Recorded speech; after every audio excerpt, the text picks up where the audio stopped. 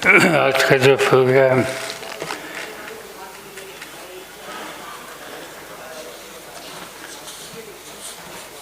जिन्होंने आयोजित किया,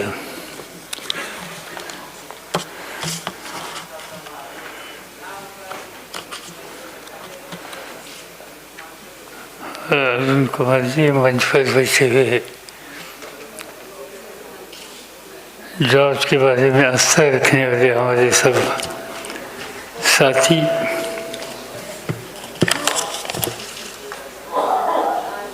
बहनों और भाइयों,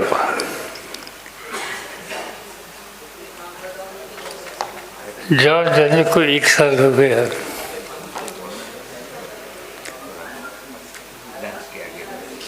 मगर मन मानने के लिए तैयार नहीं कि जॉर्ज आज जिंदा नहीं है। अपनी जीवन पूरे समाज के लिए जिन्होंने समर्पित किया और राजनीतिक क्षेत्र में बहुत लोगों को हम लोगों ने, आप लोगों ने देखा, मगर जॉर्ज फर्नांडिस साहब इसकी मेहनत करने वाला राजनीतिक नेता शायद दिखने के लिए मिलेगा नहीं।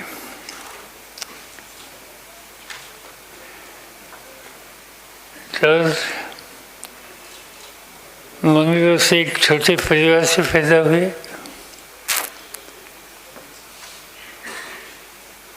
मेहनत करने के लिए बाहर जाने की आवश्यकता थी और एक ज़माना ऐसा था कि जिन्हें मेहनत करनी हो और जिनकी मेहनत करने की तैयारी हो, उन्हें एक शहर कभी भूखा नहीं लगता। इस शहर का नाम मुंबई है। और जॉर्ज ने तय किया और वो मुंबई में आ गए।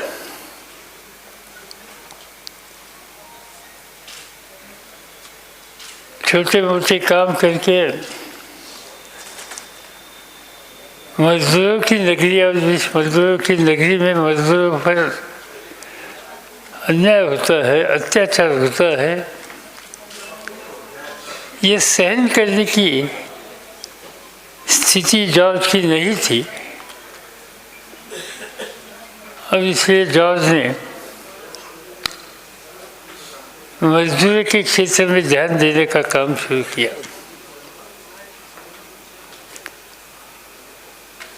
और वो वहाँ तक पहुँचे कि आज तक कोई भी व्यक्ति मुंबई शहर में इस तरह से कामयाब नहीं हुई, वो कामयाबी जॉर्ज साहब ने दिखाई। मुंबई शहर में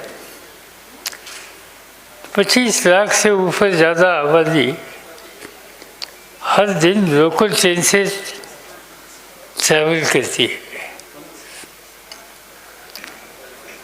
मुंबई की रेल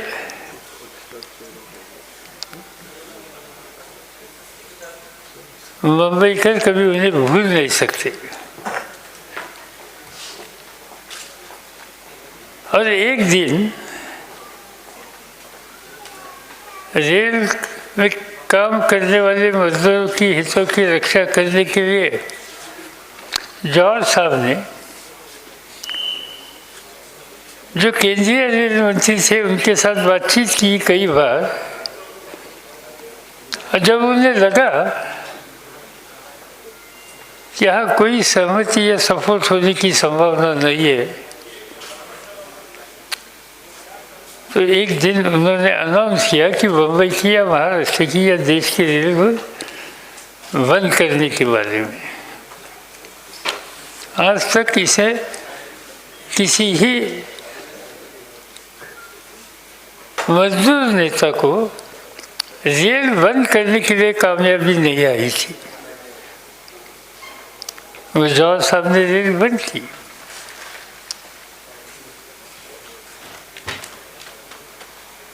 बम्बई शहर पर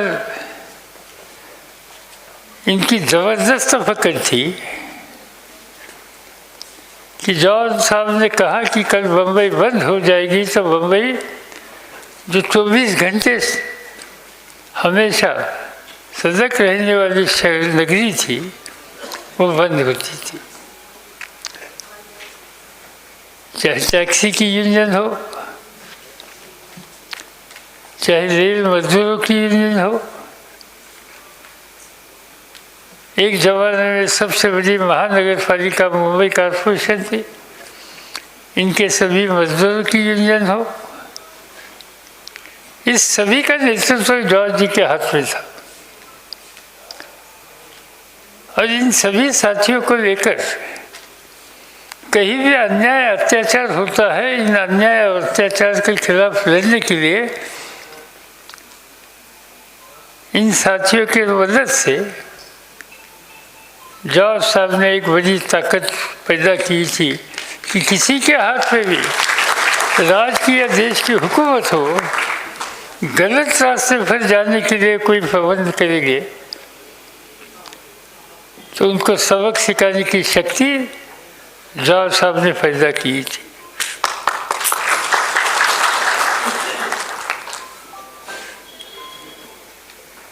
एक ज़माना ऐसा था कि मुंबई शहर पर एक बड़े कांग्रेस के नेता की ज़बरदस्त पकड़ थी, जिनका नाम एस.के. पाटिल था। एस.के. पाटिल कांग्रेस के महान नेता थे, ज़बरदस्त संगठक थे। मुंबई शहर की पूंजीपति उनके इशारे पर चलते थे।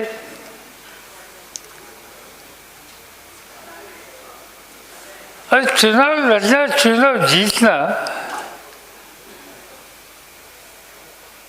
ये हैसियत जॉर्ज एस.के. पाटिल साहब की थी।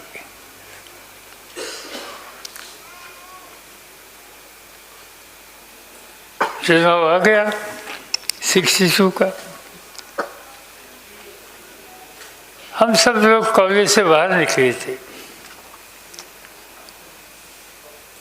और एक दिन मुंबई शहर में जगह जगह पर बोर्ड लगे, यू कैन डिफीट पार्टी। लोगों को लगा ये मजाक है, एस.के. पाटिल साहब को डिफीट करने वाला कौन पैदा हुआ है, ये किसने लिखा है। जगह जगह पर होल्डिंग थी, यू कैन डिफीट, आप एस.के. पाटिल साहब को हरा सकते हैं। और जब नॉमिनेशन भरने का काम समय आ गया, तब जॉर्ज साहब ने वहाँ नॉमिनेशन भरा। कई मीडिया के लोगों ने इसकी हंसी उठाई। जॉर्ज फर्नांडिस कहाँ से आए, क्या करते हैं और किसके खिलाफ लड़ना चाहते हैं। इसके पाटिल के खिलाफ ये लड़ाई हो नहीं सकती थी। इस तरह से बातें आई कि अखबारों में भी आ गई। मगर चुनाव होने के बाद पूरे देशवासियों को आश्चर्य लगा कि जिन एस.के. पाटिल साहब को कोई डिफीट नहीं कर सकता था, उनको नज़रअंदाज नहीं कर सकता था, जॉर्ज जैसे एक मजदूर नेता ने एक सबक सिखाने का काम किया। और राजनीति में आम मेहनत करने वाले लोग मिलकर इकट्ठा हो सकते हैं, तो चाहे वो बदलाव लाने की ताकत उनमें होती है।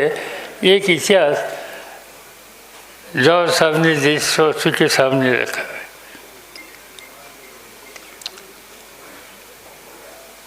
कई बातें ऐसी है कि जीवन में जॉर्ज साहब ने की।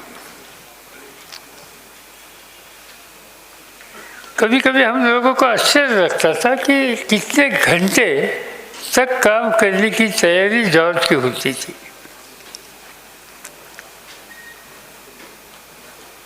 पूरे दिन यहाँ दिल्ली में अपने पार्टी के दफ्तर में काम करेंगे, शाम होने के बाद, कोई रात होने के बाद रात की फ्लाइट पकड़कर मुंबई जाएंगे। हवाई जहाज़ में बैठते थे तो हमेशा आखिरी सीट उनकी सीट होती थी, और आखिरी सीट पे बैठकर जो कोई टाइम उनको मिलता था हवाई जहाज़ में, कोई घंटा हो, आधा घंटा हो, 1.5 घंटा हो, तब हर मिनट इसका इस्तेमाल कैसे कर सकते हैं, ये काम, उनका काम हवाई जहाज़ में भी होता था। बहुत मेहनत करने वाला राजनीतिक नेता मैंने जॉर्ज जैसे देखा नहीं।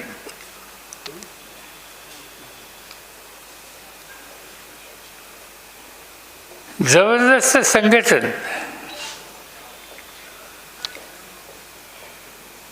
और जो संगठन मजदूरों की खड़े किए, इसके साथ साथ एक परमानेंट कई इंस्टीट्यूशनल बेस उसको कैसे मिलेगा, इस पर भी उनका हमेशा ध्यान था। मजदूरों की बैंक उन्होंने चलाई। आज मुंबई शहर में अच्छी कोऑपरेटिव बैंक कौन सी है, तो जॉर्ज साहब ने जिसकी शुरुआत की, ये बैंक का नाम सब लोग लेते हैं। ऐसी कई बातें हैं।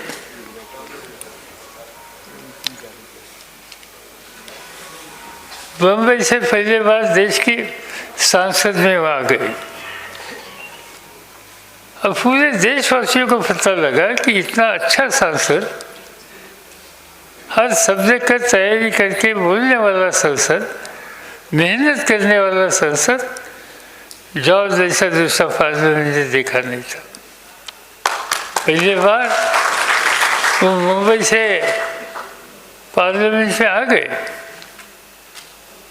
मगर बाद में उन्होंने अपना कार्य क्षेत्र बिहार किया। अब मुझे खुशी है कि बिहार की जनता ने 5 बार उन्हें देश के पार्लियामेंट में भेज दिया।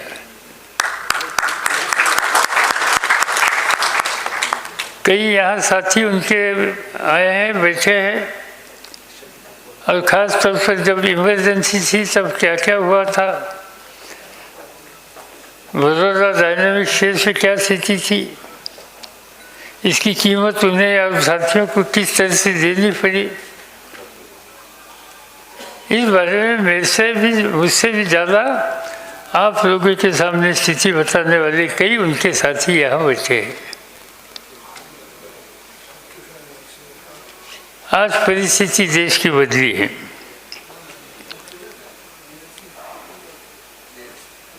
जो एक विचारधारा जॉर्ज साहब ने देश के सामने रखी, और उन्हें जब मौका मिला देश में गए, कोई बड़ी जिम्मेदारी लेकर देश का कारोबार में हिस्सा लेने का, तब उन्होंने जो अपनी विचारधारा थी इस पर अमल करने के लिए हमेशा जो अधिकार पैदा हुआ था, इस अधिकार का इस्तेमाल किया।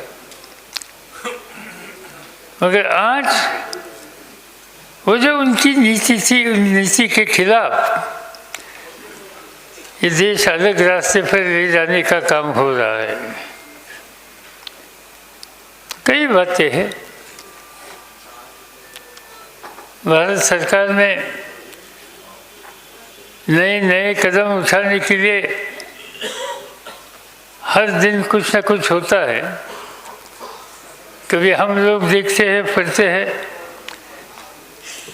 कि विदेश से डायरेक्ट इन्वेस्टमेंट 100% तक देश में देने की इजाज़त इस सरकार ने दे दी।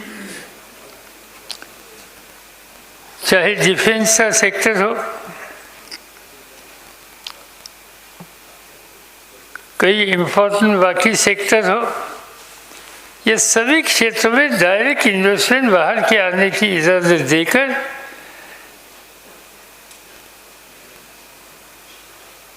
देश की रक्षा के बारे में आज नहीं कल समस्या पैदा हो जाएगी, ऐसे कदम उठाए गए हैं। जो रेल सिस्टम, रेलवे, रेल का कारोबार, रेल की नीति जॉर्ज साहब के लिए बहुत दिलचस्पी थी। आज हम लोग देख रहे हैं कि रेल स्टेशन का भी प्राइवेटाइजेशन की प्रक्रिया देश में शुरू होगी। 600 के आसपास रेल के स्टेशन प्राइवेटाइज करने की बात जो थी, इसमें कुछ कदम उठाए गए और आम जनता को प्रवास करने के लिए जो साधन है, ये साधन, ये सिस्टम कुछ चंद लोगों के हाथ में देने की नीति आज की सरकार की आ रही है। तो मुझे लगता है कि ऐसे परिस्थिति में जॉर्ज साहब की याद आम जनता को आएगी, इसमें मेरे मन में कोई संदेह नहीं। जॉर्ज साहब ने पूरी जिंदगी मजदूरों की हितों की रक्षा करने के लिए की। आज जिन लोगों के हाथ में हुकूमत है, इन लोगों ने पहले 5 साल के उनके टेन्योर में कम से कम 40 से ऊपर सेंट्रल लेबर लॉज खत्म किए और कोई नया रास्ता दिखाने के लिए कोशिश की। एम्प्लॉयर और लेबर का code, labour code on industrial relation, labour code on wages, labour code on social security, labour code on occupational safety, health and working condition of labour code on wages. इस तरह के कानून parliament में बहुमत के माध्यम से पास करने का काम आज की सरकार ने किया, कि जिसमें से मजदूर के खिलाफ बहुत कुछ कदम उठा है। जैसे मैंने कहा कि फॉरेन डायरेक्ट इन्वेस्टमेंट इस देश के कई क्षेत्रों में लाने के लिए कदम उठाए। इसमें बैंक है, इंश्योरेंस है, रेलवे है, फोर्स एंड डॉक्स है, कोल है, इवन डिफेंस प्रोडक्शन है।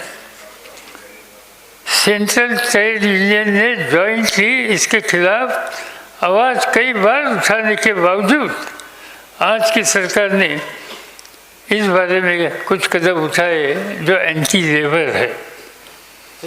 और जो ILO कन्वेंशन जिसका भारत एक हिस्सा है, और ILO कन्वेंशन से जिस नीति का स्वीकार दुनिया के मजदूर संगठन ने किया, इसमें भारत भी शामिल है।